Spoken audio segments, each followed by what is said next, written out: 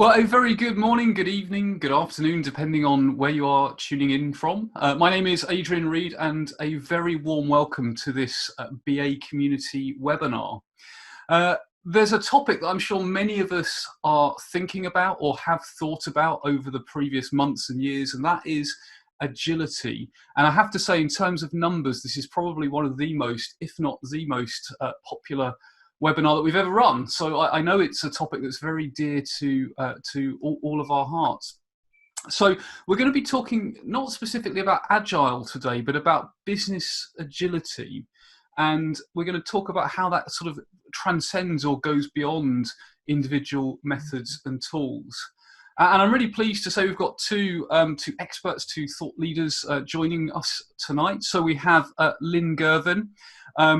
A lot I could say about Lynn. Lynn is head of business analysis and lead agile coach for CMC Partnership Consultancy Limited, co-author of the BCS book Agile and Business Analysis, which I'm sure many of us will have read, and a well-known and very, very popular keynote speaker. I can still remember, Lynn, when I first saw you speak at the BA Conference Europe, and there was a bit in your presentation where it was like, and then the magic happens and the backlog is produced. And that was probably about 10 years ago. I saw that presentation or something insane. So fantastic. I'm also very pleased to say we have Karim Harbott with us, who's a business agility and innovation coach, non-executive director at the Scrum Alliance and founding partner of Agile Center, a global agile consulting and training firm, as well as being, of course, trainer, author, and international keynote speaker as well. So very, very warm welcome, Lynn and Karim. Thank you very much for joining today.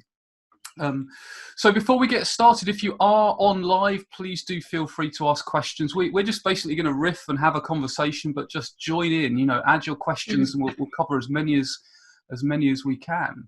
So we'll start, because of course the topic of this webinar is business agility beyond methods and tools. So the first question I'd ask is really, what is business agility? Why should we care? And how does it differ from agile, in inverted commas? Karim, feel free to start. well deferred. That's a nice small question to get going with. Thank you there. No, I've got a great start, right? Because I actually get asked this question a lot. What is the difference between business agility and agile? So, as we know, Agile came from the software development world, the Manifesto for Agile Software Development, right?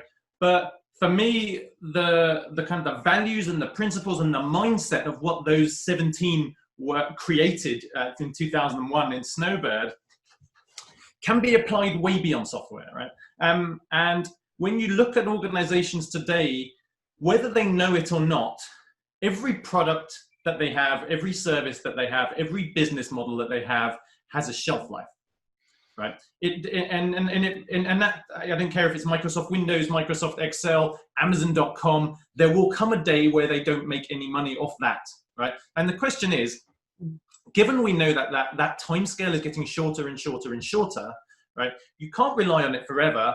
How good are you as an organization at creating new products, new services, new business models that will be able to keep the pipeline of revenue on, to keep serving your customers when those old ones don't make you any money anymore, right? Or are you going to be like Kodak, who couldn't make that switch? Are you going to be like BlackBerry? Are you going to be like Nokia? Right? Because that's happening, and it's happening at an alarmingly quick rate. So business agility is, how do I set my organization up to be responsive as an organization in terms of whole business models, not just software, right? How do I set my organization up to be high performing, engaging, responsive, to innovate, as well as keeping the lights on today? And that steps up from software, that steps up to the whole organization. And we'll talk as we go about all of the areas that touches, but that is the same values and the same principles that we know and love at the software level, but just applied to the enterprise as a whole. That's how I explain the concept. Fantastic. So more sort of holistic, a more systemic type of agility. Anything to add, Lynn? Well, not that much, but I think change. Organisations have been responding to change for decades. I don't think this is a new thing, but I think it's the pace and the rate at which they need to change now, which is a game changer. And I think for many years, we've moved away from fixed multi-year programs now towards continual change. And I think that's been something that organizations have really struggled with. And they need to be able to adapt and respond in a way that they haven't had to. And it's not good enough now just to enhance products and services. That's not going to keep them on track. They really need to think about their consumers, their customers more. They need to think at things at point of the value, at point of delivery, understand their customers' needs and wants from the customer's perspective, just to stay in the game. They can't just enhance their products and services to stay in the game anymore. So innovation and those things are really key. And I agree with what Karim says. It definitely is a whole organization and thing, and it doesn't start with software either. I think it starts with leadership. I think that's quite key. I mean, it's really interesting. And as you were talking there, Lynn, I was thinking of examples I've seen in my own life as a consumer, where it's really clear that there's been a focus put on, you kind of get a sense that something's been delivered in quite an agile and digital way, and you can just almost see that there's an agile team in there. But the interface between what happens then and the organization is really poor. So for example, like an example I always give is like, there are some hotel brands out there where the online booking experience is great, and then you turn up and they can't find your reservation, or and it's like, well, actually that's solved a very small part of the problem in a very compartmentalized way.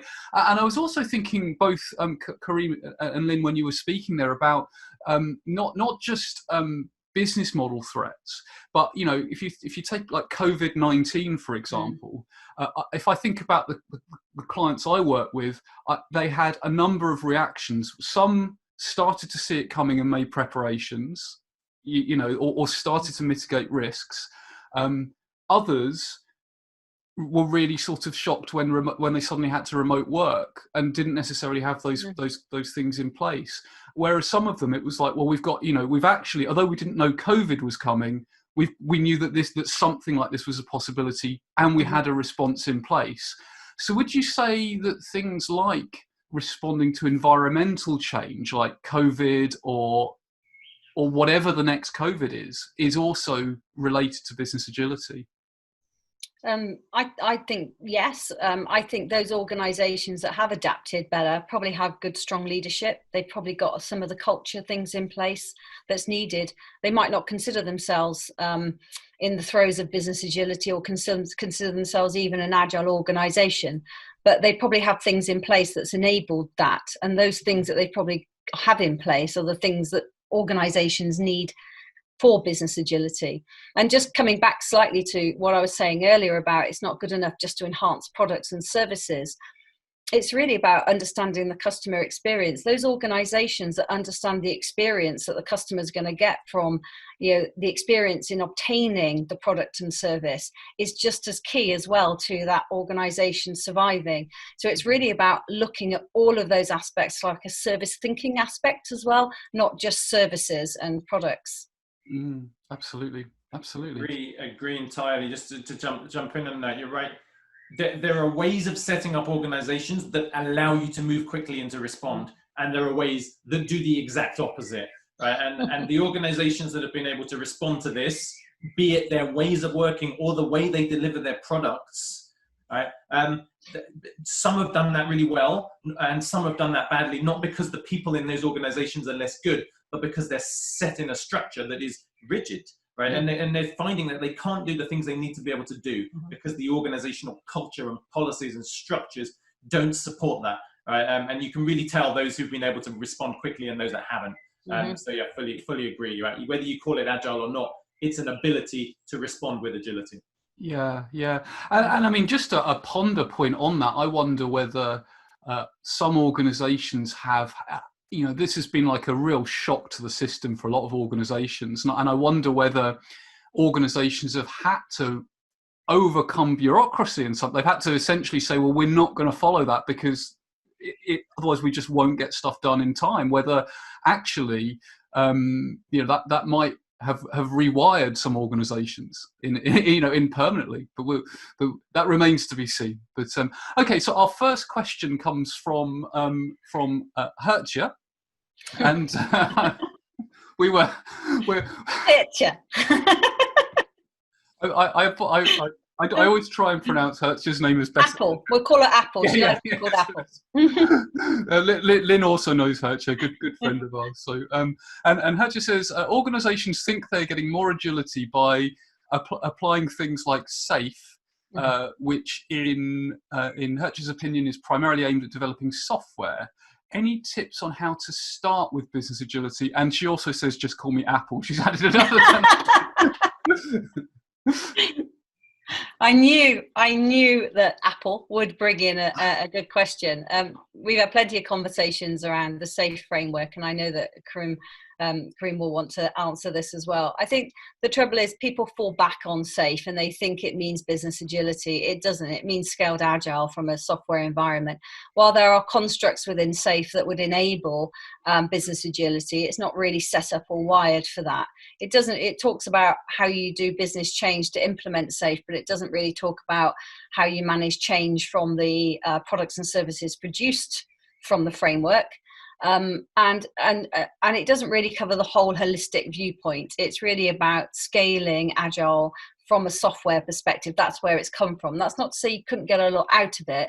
And it does have some of the constructs in there around leadership and culture. I know it's got the lean agile leadership and things like that in there, and it's got some really great stuff in there. But I think falling back on that on its own, and also the implementation of it is never implemented in the way it was intended. It's supposed to be a whole organizational thing, and what you find is an individual project tries to implement SAFE within an organization, and that sort of falls down a little bit, so you don't get all of the full benefits of the SAFE framework. For sure, right? And to be fair to SAFE, it is not a business agility framework, right, Elizabeth? It is a product delivery, product development framework that is designed to allow multiple teams to collaborate to deliver on it. But that being said, because Scrum is the same, right? Scrum is a product development framework, as is LESS, as are all of them. Now, the point is that none of these frameworks work on their own. That's the point of a framework. It isn't enough. People talk about, oh, Scrum isn't enough, you need to do this. Yeah, you need to do a whole bunch of stuff. So very quickly, I don't want this to be a slidey webinar, but I want to flash one thing up because I think that it's potentially going to shed some light and help me answer this question and maybe shed some light. So let me share my screen. And are you able to see that? Yes. That picture. The 6 enablers, yeah. This is a model I've used for a while, actually. So I call it the 6 enablers of business agility, right? What SAFE addresses is largely enabler 6 there on the left, ways of working. It's processes, practices, frameworks. And lots of people will send, and the same is true of Scrum, by the way. I'm not picking on SAFE, but that was what was mentioned, right? The same is true of all of these things. They focus on those ways of working. Unless somebody is focusing on deep change around leadership and management, and Lynn, you touched on that, right? Leading in a different way, how are we finding ways to decentralize authority, right? To create that alignment and get out of people's way and focus on the system and grow people around you. How are we focusing on culture and making that? How are we getting the structure of the organization right, moving away from silos?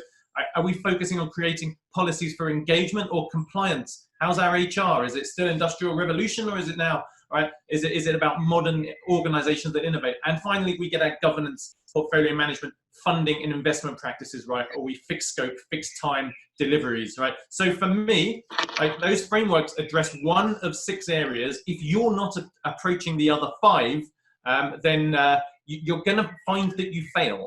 And this is why we see complaints, oh, Agile doesn't work here, Scrum didn't work, SAFE doesn't work. No, not if you don't attach those other 5 things. If they remain unchanged, you don't stand a chance. So let's kind of show that to leaders, because I want them to understand this is the size of the problem you have, right? And here are some solutions that address one area. What are you doing in the other areas? So I agree, SAFE can work if you do the other things well. Yeah. Fantastic. That's a great slide, Karim. Really, sort of insightful. So, so our next question comes from Fabricio, who asks whether either of you know these 2 different publications about business agility, and if so, how do you see them, or what your views on them are. So there's the Domains of Business Agility from the Business Agility Institute, and there's the Business Agility Manifesto, which is John Zachman, Roger Bolton, and Ron Ross. I'm not familiar with the latter, if I'm honest. I'm familiar with the domains of business agility because I used to call that model the 6 domains of business agility. And when Evan and the Business Agility Institute came out with that, I actually changed it to the 6 impediments. And then I thought, why am I being so negative? And I changed it to the 6 enablers. Okay, so yeah, I'm familiar with Evan's approach. I like it. I do, and there's good stuff in there. There's good content. I choose to group it in a different way, but I think if you look at what the Business Agility Institute have created there, and you act on that stuff, you'll be in a good place. It's just I tend to organize it the way I showed you, but I very much like what the Business Agility Institute is doing. I like the domains of business agility. I can't speak for the Business Agility Manifesto because I haven't seen it. I'm going to go and look that up tonight, though. Thank you. Yeah, I was thinking the same. I can imagine, though, with those authors whom I'm familiar with, that it's around the concepts of like enterprise architecture. Yes, it is. And probably got a heavy focus on business architecture.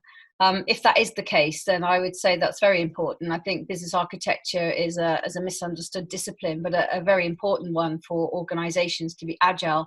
I mean, how are you going to scale or change or adapt if you don't even know what you do now or how you do it now? And I think the business architecture is quite pivotal in helping organizations achieve business agility. So I will be looking that up, and I hope it's around that.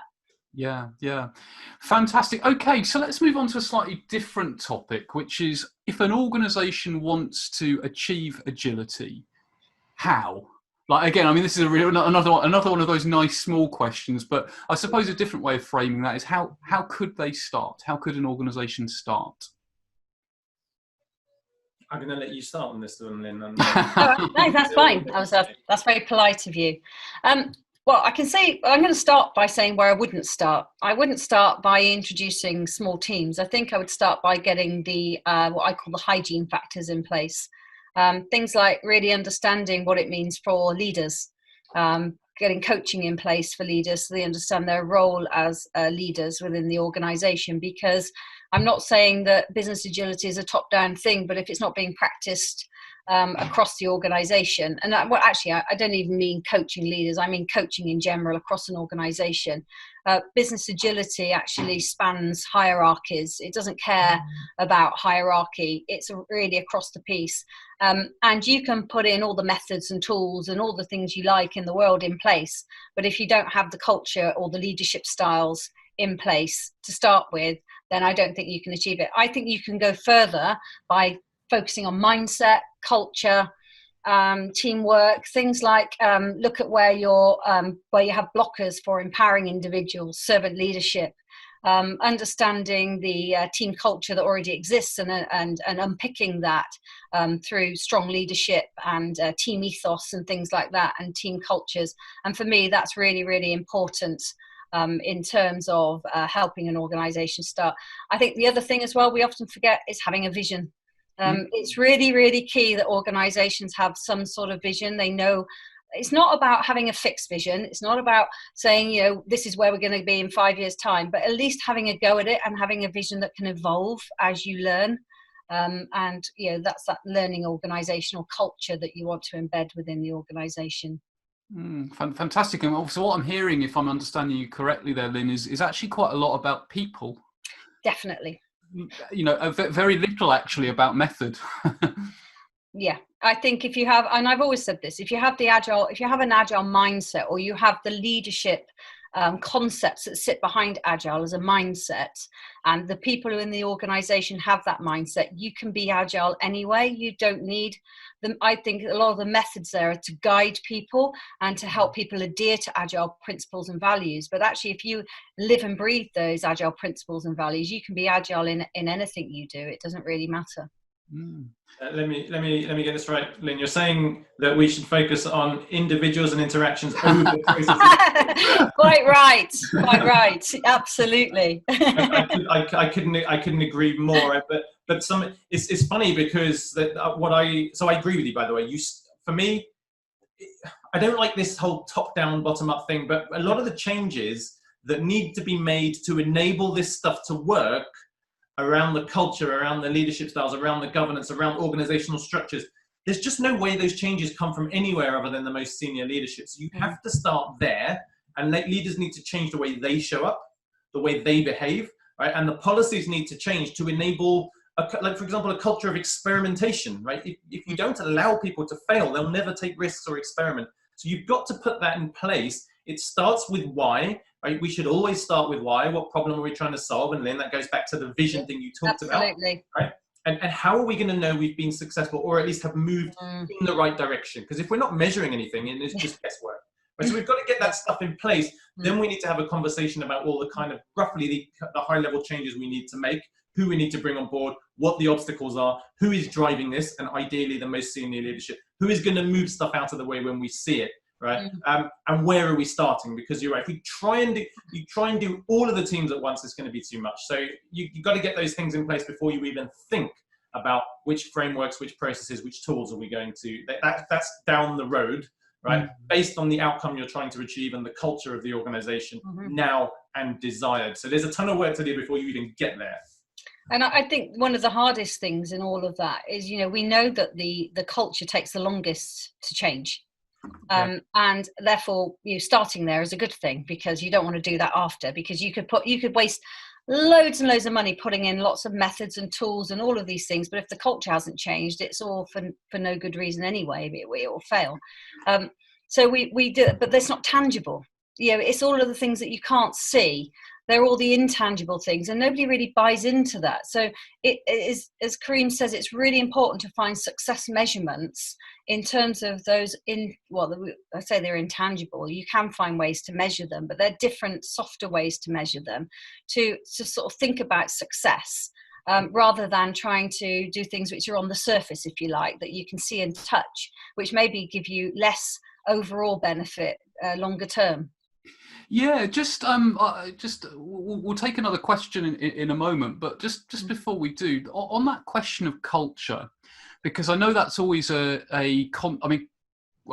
generally is somewhat of a controversial point, I think, in the change community generally, in terms of how much it can be changed and whether it can be deliberately changed or whether it emerges, for example. So, I guess, Karim or Lynn, whoever wants to have a view on this, like how or can we change culture, in your view?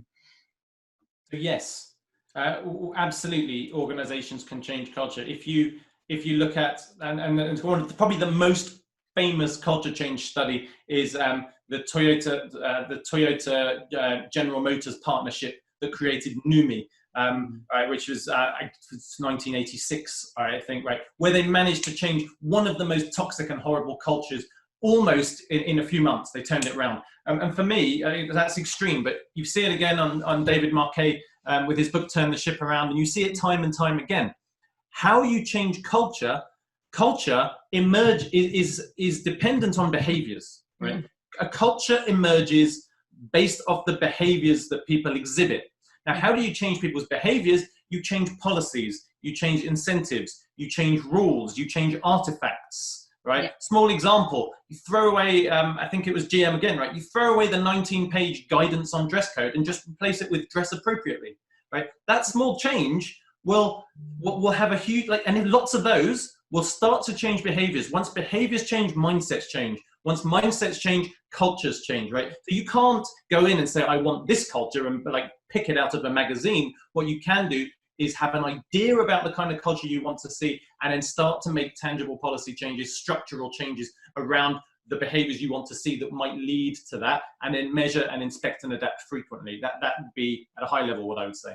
And also, this comes down to resilience, because to do that, you need to reward good behaviours, or you reward the behaviours you want to see.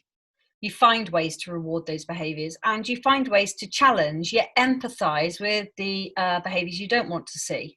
But to do that, you need to have psychological safety in place.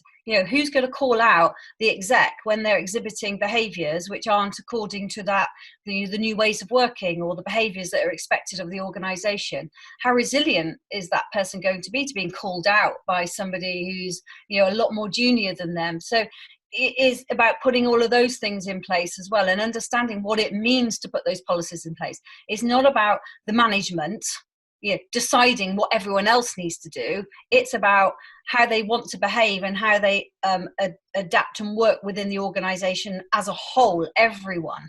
Yeah, I fully agree. And I'd say, if I may, just quickly, because I want to give one or two examples to make this tangible, a bit more tangible, right? Because I get this question so frequently. And one is, how do leaders show up? Does a leader put their hand up and say, I need help, I got this wrong, I made a mistake? Because if you're expecting others to do that, but yet you're not doing it, the message you're sending is, don't make a mistake, don't get it wrong, and therefore don't take risks, and therefore you'll never do anything interesting, right? So, and then there'll never be psychological safety or the safety to do anything, right? So you've got to walk the walk, right? You can't just say, "Oh, go away." And another one is around, why don't our people collaborate more? Why aren't we only have a culture of collaboration? You go into the HR policies and you see they're step ranking people against each other, and they have individual incentives, right? Of course, they're not going to do that. They're behaving rationally in the system you've created. Change the system, change the incentives, you will see very different behaviors, and you'll see a different culture emerge, right? But that's something you can do as a leader every single day. Yeah. On top of that as well, Karim, I've seen instances within organisations where the management don't want to let go of management. So they'll say, they use the walk, or they'll talk the talk. But when it comes to actually empowering staff, they put controls around it and go back to management. So they don't want to, they want the outcome from it. In fact, I think this goes into something of what Simon's saying in his question. They want the outcome of business agility, but they don't really understand how to stop managing and start being leaders and empowering and allowing devolved decision making at a level which doesn't include them. Because it's not easy, right? Because no, it's not they easy. They don't know how to do that, and they don't know what that looks like. And that's why leadership coaching and development is absolutely vital as a kind of a pillar of this, to enable it. Because it's easy to say, just make the team self-organized. But you've got to put the right conditions in place for that to happen, or it won't happen, or it will happen in a way you don't want it to happen. So you've got to put those constraints, those enabling constraints in place, and that's not easy, right? Absolutely. And I know one phrase which I've always has resonated with me around culture is, you basically cultivate it, right? You can sort of purposefully change it in a way because it's going to emerge, but you create the conditions in which the change can happen. And just to add to those examples, one thing that always strikes me, I used to work for a large financial services company that had a habit of putting lots of internal non-disclosure agreements in place and then talking about issues with communication. And admittedly, this was towards the end of my time there when I was pretty sure I was going to at some point move on, even though I continue to really enjoy working there. I just refused to sign them, and I sort of thought, well, what's the worst that could happen if I don't sign these internal NDAs?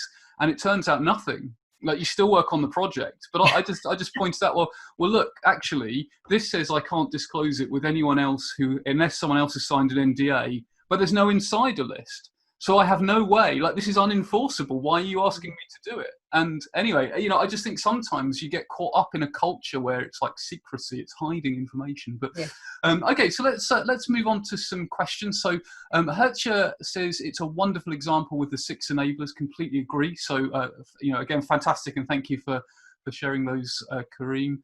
Milena says, Lynn, how could you relate the Agile Manifesto for business improvement from Agile and business analysis and business agility? This is a really good question, Milena, because I probably haven't picked that book up for a good 6 months, and you're testing my memory on what that Agile Manifesto for business improvement has. But I can guarantee that if it's in the book that myself and Deborah Paul wrote, that it will be based on the Lean Agile concepts. And I'm hoping that you will find that I've already answered it in some of the things I just talked about. If I haven't, then please come back and ask another question. It's always funny when you write a book, isn't it? There's a period after it's published. Quote page 7. You're like, oh. There's a period after it's published where you never want to see the thing again because you've read it and reread it and had it copy edited. But, so Simon asks, very few organisations would say they don't want business agility.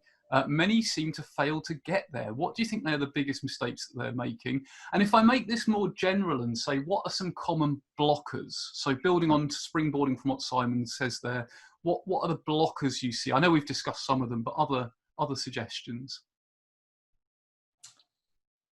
I can certainly share some that I've seen. So I won't, the first one I normally go with is too narrow a focus, right? Just focusing on processes and Scrum. We've done that, so I won't go into that again.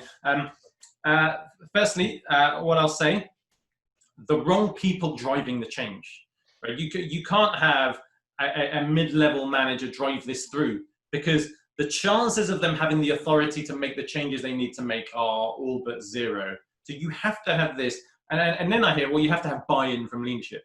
You don't have to have buy-in from leadership. They need to be the ones who want this. They need to be the ones who want this so badly they can almost taste it and are driving it actively, right? So you have to have that. And middle manager resistance is such a big thing, right? And Lynn, you touched on it. People don't want to give up that authority. They don't, largely because of the middle management incentives. Mm-hmm. Their incentives are such that I want this empire, I want this control, because that's how I get my respect, that's how I progress, that's how I get my bonus. So if that stays in place, of course they won't cooperate. They won't ever cooperate until their incentives change.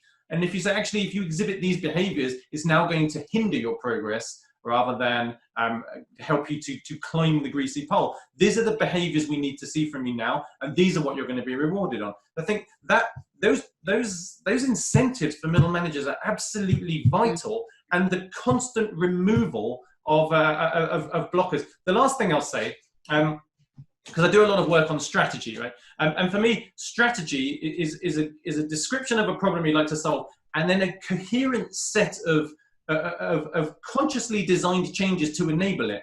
And we have too much of a scattergun approach with these transformations. So I hire some coaches, you do some stuff over there, you do some stuff over there, but no coherence around the whole of these changes all going to interact in this way to give us this outcome. We haven't given enough thought to how the system operates with each other. So we'll make some changes over there, but are they compatible or incompatible with this other stuff? So someone with that holistic view, taking a strategic approach to business agility is absolutely vital, or it's just going to be scattergun. So I say they're the key ones that I see. Yeah, and Karim, as you were saying that, I was thinking, so first of all, the definition of strategy there, it reminded me of Rummelt's definition in Good Strategy, Bad Strategy, which is something like a coherent response to an important challenge. Don't check that. It's something like that, but off the top of my head. And but I was also thinking about when you were talking about that holism, and I mean, my background is business analysis, but actually that's what a good experienced strategic someone with business analysis thinking can bring to the party, perhaps, is actually to encourage the thinking to be elevated up a level and to take the top level view as well as the detailed view. So Lynn, what would you add to that?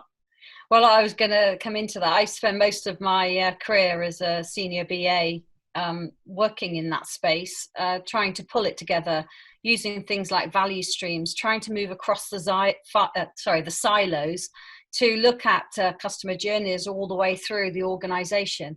And I think some of the blockers that I see is empires, isn't it? These siloed empires where you have, the person that's responsible for that empire wants to make the controls and decisions around that, but isn't looking around what happens downstream by making those changes or, adopting or changing in that way and how it affects other elements of the organization.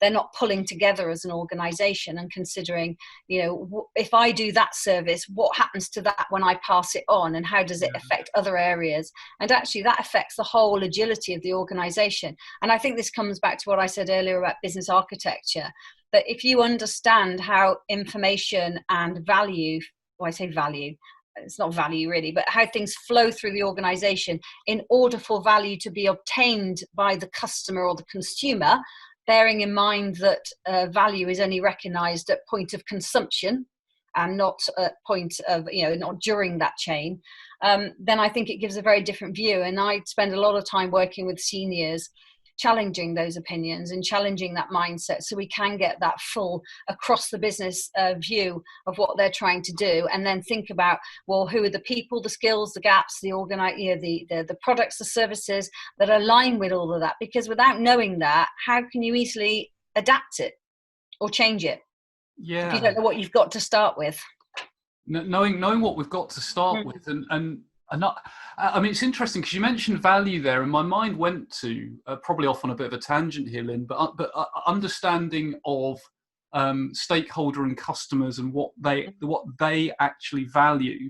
And an observation I've made is that some organisations in what they're calling digital transformation is actually just moving the boundary of automation, so the customer does more of the work, right? Yes. Which is okay, because sometimes actually, I would much rather make a hotel reservation on the internet than ring someone up, and I'm happy to type that in. But in other situations, you get the sense where somebody's thinking that they're wanting customer intimacy, where the customer, like, I don't really want to be intimate with my energy supplier type of thing, but my energy supplier is forever emailing me, say, download this app so you can really easily submit your meter readings. It's like, look, making a meter reading doesn't excite me, and I'm not going to download an app to do it. So do you think there's an element of like true customer insight that comes into all of this as well? Absolutely. And I think this comes back to service thinking and service science. And, I was talking to my husband a few weeks ago, when we were booking a holiday, actually, last year, not this year, obviously. And with all the fun's gone out of it now, I would like a service that I can give my requirements to, and people come up with my suggestions. The amount of time and effort it takes to think about where you want to go, and make it the best holiday, because now it's my responsibility to do it, not an experienced travel agency. And that's about that customer experience again. It's about where are the innovations in the industry now that really puts the customer first. We're all time shy, yet we're doing more and more of all of this work in our own spare time, and it's taking the fun out of it. And I think those organizations that can adapt and change and really understand their customer from the customer's perspective are the ones that are going to fly in this ever-changing world. Absolutely. So innovation it's either about solving a problem that hasn't been solved, or it's about solving a problem that has been solved in a new and novel way. Yeah. For example, what's so innovative about what Uber did, right? They get you from A to B. Taxis existed already. The problem they solved had been solved, but they solved it better, right? Well, most would believe that they solved it better, whatever we might think of them, right? I want to get from A to B. And so this goes back to, what's the customer job to be done? Don't ask the customer for the solution. That's not their job. They know what they want to achieve. They know what they want to accomplish. They know the pain points. Now you go away and you find a new innovative way that solves my problem for me that I'm going to want to pay for, right? And Uber did that, and Amazon does that brilliantly. And so many people do that well. But most organizations really struggle to do that because they get so stuck in this mentality of, these are our products. How do we make them better? How do you solve the problem in a completely different way? Yes. Right? And that's innovation, and that's customer focus. But to do that, you have to truly understand the customers and what they're trying to achieve and get in their shoes. And that takes time, and that takes effort. That takes business analysis. Yeah. And just to echo that point, something that James and Suzanne Robertson wrote in, I think their book, Business Analysis Agility, there's a line where they write something along the lines of, like, digital transformation isn't just rewriting your COBOL stack in Java, right? It's not just like, it's, but we laugh, right? But there are organizations that kind of do that, aren't they? Like, well, let's reverse engineer the old system and then just create it in a new code base. It's like, well, that's not transformation. That's just like maintenance, really. So, not transformation. It's incremental improvement. Yeah. And if Which you're you should still do measuring anyway. the same metrics before and after, you haven't transformed. You've got a bit better, and maybe that's what you were going for, but it's not a transformation. Yeah. And it's not going to keep organizations alive. It's not going to keep giving them a seat at the table when their competitors are doing other things. So I think business agility is much wider, much bigger. And I think we can throw in lean in here as well, because I think so many, while efficiency and effectiveness is critical, and we do need to think about that. Even in an innovative new solution, we need to make it lean. Just applying lean to what we already do isn't going to give you that innovation. Yeah, there was ideas, but Yeah, there was and I can't, I forgive me, I can't remember the name of the speaker, but there was someone, I think it was like a World Economic Forum speech or someone. It really struck me that he said, in the new normal, it's not the biggest fish, it's the fastest fish. And like we've all heard those type of statements before, but that really resonated with me, that actually size is not necessarily the biggest issue. So okay, so let's take a few more questions and comments. So Minaxi has a comment. So maybe we should exercise a culture of continuous learning and acceptance of failure. So maybe failing fast for the right reasons as well. I think that's a very, very well observed comment about the sort of failing fast and failing forward. Sorry, say again? And failing cheaply. Yes, absolutely. Very, very crucial. The more experiments you can run and the better chance you have of succeeding. So yeah, I fully agree with that. Thank you. Yeah. And Michelle asks, can a team trialing an agile delivery method ever be successful without the surrounding business agility? It sounds as if agility has to be implemented in a very waterfall way before any agile test and learn can take place. Any thoughts on that one? I don't think it needs to be implemented in a very waterfall way. If you're thinking, Michelle, when we talk about a vision, it means about having a documented vision that we've got, measurable benefits and things like that, and we've got a plan. I think having a vision that evolves is very different to having a plan to implementing a vision. So a vision is something which should evolve, and actually what we should be doing is testing and learning success measures. I think that includes failing, and I think we don't fail on the big stuff. We fail on the small things. So you're not going to take a £3 million project and then start failing on big implementations of that. You're going to be failing on small things and provide a culture of embedding a learning, continuous learning organization that understands that failing on small things is okay. And so I think it's about evolving agility and not doing it waterfall. So there isn't anything wrong with having a high level plan. You should have a high level plan. You just replan every time you learn new stuff, right? Because whilst we don't know exactly what the solution looks like in every organization, because it's different based on the unique context, there are patterns that we can have a good idea. Like for example, if you're in functional silos, we probably know we want to move some way towards cross-functionality, right? And a network of interconnected teams rather than a hierarchical pyramid. We have that pattern that we've seen work over and over again. Now, what that looks like in your organization, we might not have the details, but we kind of know, right? Mm-hmm. And what I would say, we did this at Barclays, right? We were there, we were changing a bunch of stuff. It's one of the few places that really reinvented its governance process to enable this, right? I was there for sort of 12 to 18 months while they were doing it. They carried on doing it after I left, right? But what they did is they didn't say, right, here's our £1.1 billion portfolio of spend. Let's reinvent everything, right? They said, let's take one product that has 5 teams delivering value against it, and let's get them working differently. Let's get them cross-functional. Let's get them working on continuous delivery and reprioritizing based on a business side product owner with quarterly OKRs, and then review whether we keep investing or not. Everything else stays the same. And we learn from that, and then we incrementally roll that out. So we want to learn, we can't do everything at once. So the kind of waterfall approach is too risky in change, just like it's too risky in product development. And just to bring in another question there, I'm going to skip ahead to a different question from Robin, because Robin asks, could you expand on what needs to change in the governance and funding space to enable agility? And Karim, you sort of touched upon governance then, so I was wondering whether there's anything else you could share on that. Yes, but in the interest of time, I'll try to keep it snappy. So here's the thing, right? You want a governance approach that is coherent with the kind of work you're doing. If the kind of work you're doing is utterly predictable, then go with the big upfront business case and fixed scope, and then track your progress against the plan you have. If you're creating the new, it's inherently uncertain and unknowable. So you better run a ton of small experiments, get customer data, lean startup, design thinking, whatever you want to call it, right? Business model canvas, lean canvas, validate the problem to be solved quickly, easily, cheaply. Validate that your solution solves the problem. Validate the business model that you put around it. Validate you have the capability to deliver it.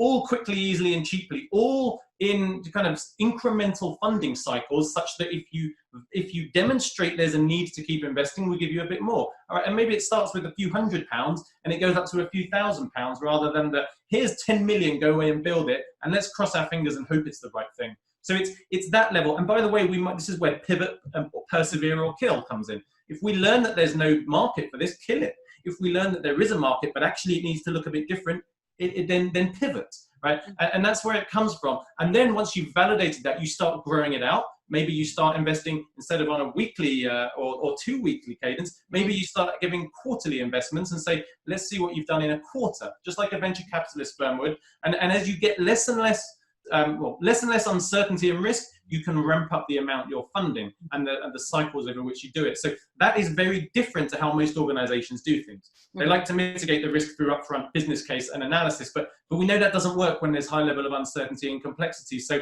in a nutshell, it's that stuff. I'd love to talk more, but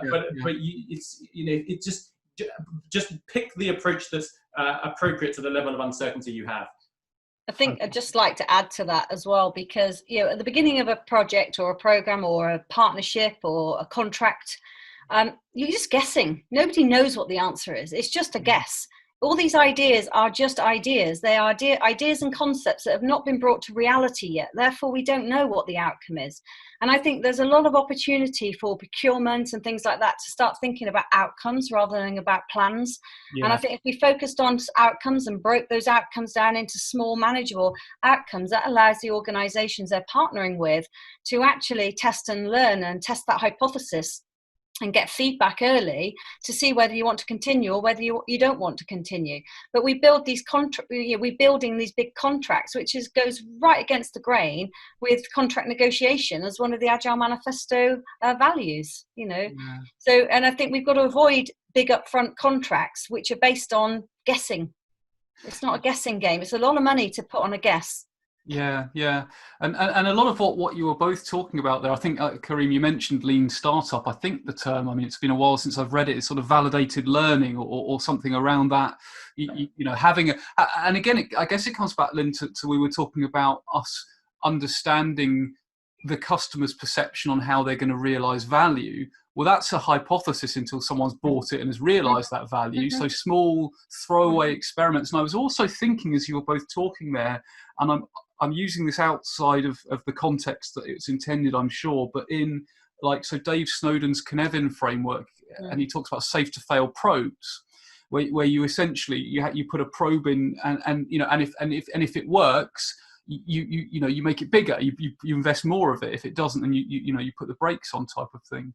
So lots of interesting sort of intersections there. So I'll move on to the next question, which is also from Robin. Robin says, what are the Agile principles or values that you think are most important for leadership to get to be able to start the journey to business agility? So what are the most important Agile principles that leaders need to get? Any thoughts on that one, Lynn? Well, I'll start with the values. I don't think I can single out any of the values as not being important to leadership. I think they're all important on that concept. I think you can look at each one and put a leadership slant on it. Even working software, over comprehensive documentation. That's all about testing the hypothesis and learning. You can put that into a business context of learning around what the business is trying to achieve, rather than through software. In fact, I sometimes wish that Agile Manifesto said working solutions, not software, actually. Yeah. In terms of the principles, I think there's one of the ones I come back to, which I think a lot of people don't get, is simplification. It's the art of maximizing the amount of work not done. Yes. And I think from a business agility point of view, I think that's really key. And most of the time I'm working with organizations, and when I actually look at the number of change initiatives they've got underway, at one organization and one client I was working with, 156 running in parallel across a workforce of about 50-60 staff, and wondered why they were never completing anything. And I think the art of simplification, maximizing the amount of work that you're not doing. So even just going in there and going, you can't achieve this, prioritizing it and then figuring out what you're not going to do is as important as agreeing what you are going to do. So that's something I hold quite dear, I think, in terms of business agility. And as you were speaking there, Lynn, I was thinking back to Karim's comment about pivot, persevere, or kill. Because actually, if you've got that in place, you probably wouldn't have 156 initiatives running in parallel. You'd have far fewer. I spend a lot of my time saying just do one or two things well. Yeah, me too. Okay, so we've got about 10 minutes left, so we'll go through as many of the questions as we can. I'm just going to take one from the very bottom, actually, because it sort of links into what we were talking about. Michelle asks, do you think that COVID-19 will make leaders reluctant to embrace lean principles? Will we see a change from just in time to just in case? Lean, the term lean gets used in so many ways, because I mean, obviously you've got where it came from, which is lean manufacturing, lean production, the Toyota production system, really, right? Which is addressing a largely predictable problem of manufacturing the same car we've manufactured many times. You've then got lean product development, which is kind of what we're talking about, which is embracing that uncertainty, right? And the lean startup. You've then got you've got lean thinking and lean management, right? So for me, I hope not, right? Because if ever these principles were needed more, I can't think of a time, right? Whether it's embracing people or just in time, or just allowing the ability to empower your workforce. That's one of the key tenets of lean, actually. The two key tenets are respect for people and continuous improvement. And during this time, do we need to respect people less, and do we need to continue to improve less? I don't think so. As with agility, I think this has shown us that the way we were doing it for years is even more broken than we thought, and we need more of this. We need more lean, we need more agility, and that's how you create it. So I really hope not, but I guess that remains to be seen. Yeah. I guess if I could just come in on that as well. I think it's, what are they trying to achieve? I mean, this comes back to what problem are we trying to solve? Why are we doing this? And, if the answer is, well, we won't go for business agility. What are they trying to achieve, and how do they hope to achieve it in a different way from what we're discussing? Because maybe they're onto something that we've completely missed. But, Simon said earlier in his comment, people want the outcome of business agility, but they often fail. And I think it's because they just don't know where to start or how to get there. It is a big thing. It's a huge undertaking, but it doesn't have to be, it's don't eat the elephant whole, isn't it? We need a carpaccio here, and we need to sort of take it in small slices and work towards that goal, that vision of what the outcome is, what they want to achieve, rather than trying to do it big bang. Big bang will just have people running for the hills. Nobody likes big bang approaches to change or transformation. It triggers the fight or flight aspect in people, which means they'll just turn off, or that they'll turn, they're just not going to engage with it. So it's got to be small slices of change and continuous over a number of years. We're not talking quick fixes here. And I think that the trouble is, if people are in roles and jobs where they're looking for their reward system, which is the annual appraisal, they want to see tangible things. We've got to change that culture of having tangible success criteria and having more intangible success criteria. Yeah, absolutely. Just springboarding from a more general thought from what we've just discussed there about, because one thing that was springing to mind is,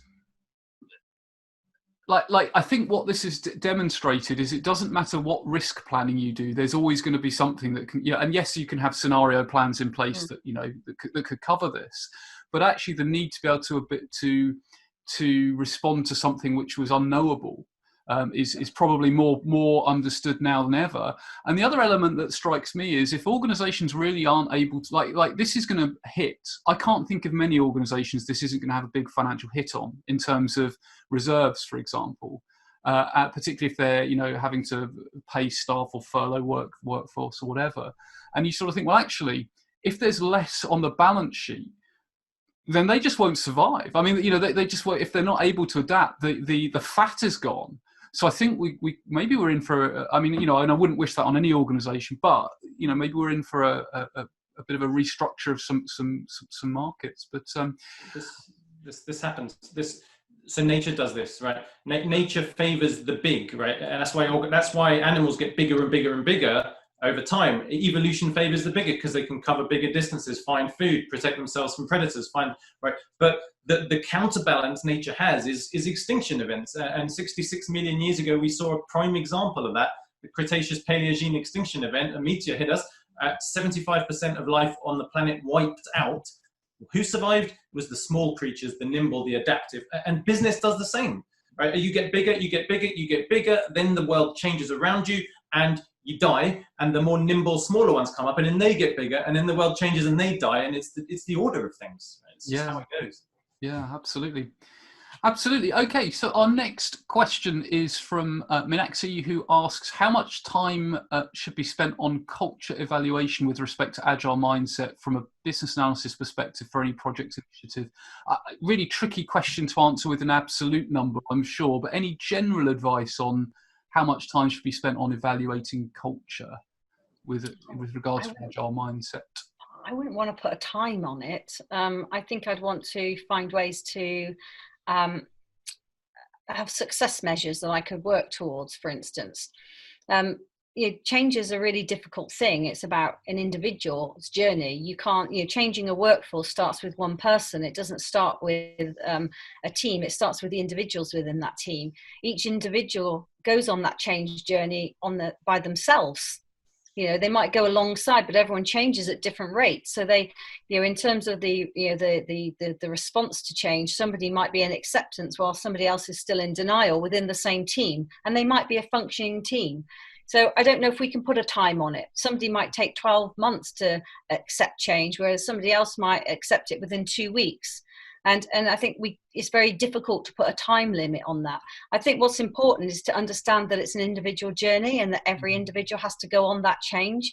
There are some good change methodologies around there. One of the ones that CMC uses is ProSci. It says, don't start with knowledge. It has the ADKAR model. So it says knowledge is actually about training. And I think a lot of the time we go straight into training people. We forget about making some awareness of why change is important, giving them some desire to change before we even start thinking about knowledge, their ability to apply that knowledge or use that knowledge or change, and then their resistance. How do we manage resistance to change as well? So I think there's some good models out there, but I wouldn't feel comfortable putting a time limit on it. I think if you're saying how long does it change to change an organization, I think you're definitely in the 3 to 5 years. If you're in an organization of about 1,000 people, I can't imagine. I've been working on the same project in the civil service now, the same area, for the last 2 years, and we're still evolving our journey, and we're still nowhere near where we need to be, and that's 2 years down the line. You will never stop evolving. The day you stop evolving is the day the organization doesn't exist, right? It's actually pretty quick to do a culture assessment. I could bang one of those out in a day with the most senior leadership. It's like, here's where you are, here's where you want to be. But that's interesting. But the more interesting thing is the ongoing levels of engagement within the team. And in my organization, we use a tool called Office Vibe. It takes a temperature check every week.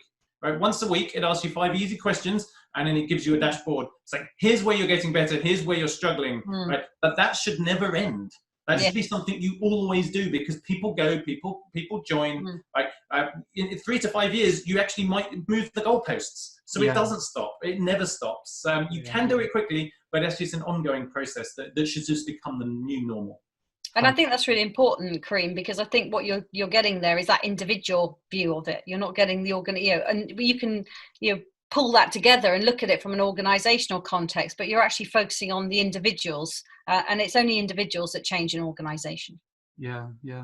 Fantastic. Well, I'm sure we could carry on talking about this for, I was going to say hours, probably days, but a fascinating topic. So just before we close, if you were to think about, like, in 20, 30 seconds or less, if there's one thing that you'd like people to take away from this, or like the most significant thing you think that people should be thinking about, what would that thing be? So Karim, I'm going to put you on the spot first, if you wouldn't mind. Yeah, so the one thing. So if I were to teach a workshop to leadership, the thing I want them to take away from this is, like, you cannot survive like you could back 100 years ago by doing the same thing a little bit better and a little bit better and a little bit better. This is not Henry Ford making the Model T on a production line, right, for 20 years. In order to survive and thrive, you need to keep the lights on, and you need to create the new, and you need to set up separate structures and policies and leadership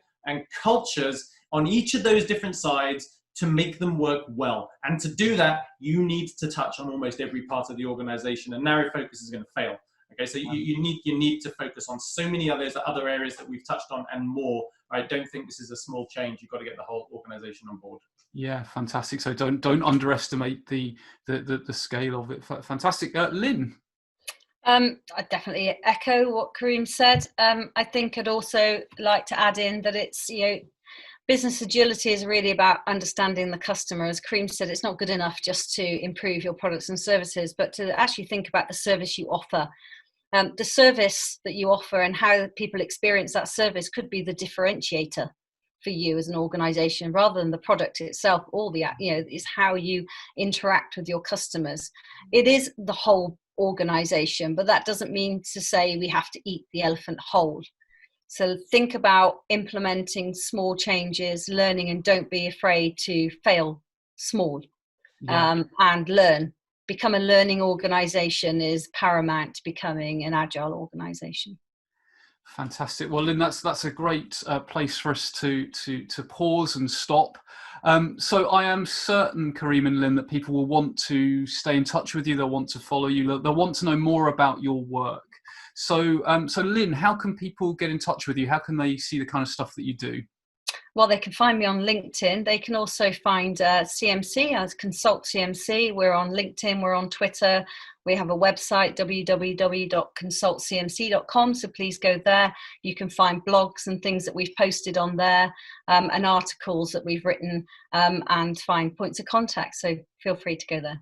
Fantastic. And Karim? Likewise, LinkedIn, you will find only one person with my name, so that's rather handy. I'm on there a bit too much. Same with Twitter. You can go to agilecenter.com as well. That's center spelled the English way, with RE at the end. Check out my blog. I've also just started a YouTube channel as well, so if you really want to see me babbling on for a video a week, you can sign up to that. And at some point this year, my book, The 6 Enablers of Business Agility, will land. And I cannot wait for that to be done. I finished the first draft. We're 3 to 4 months away. So if you're if that slide piqued your interest, there will be more detail coming on that. So check that out. Fantastic. Well, excellent. Well, thank you, Lynn. Thank you, Karim, I mean, my head is spinning in a positive way with all of the things that we've discussed. And so massive thank you for taking the time out of your busy schedules to be here today. Also, a massive thank you to everyone who has tuned in live, or indeed anyone who is watching the recording.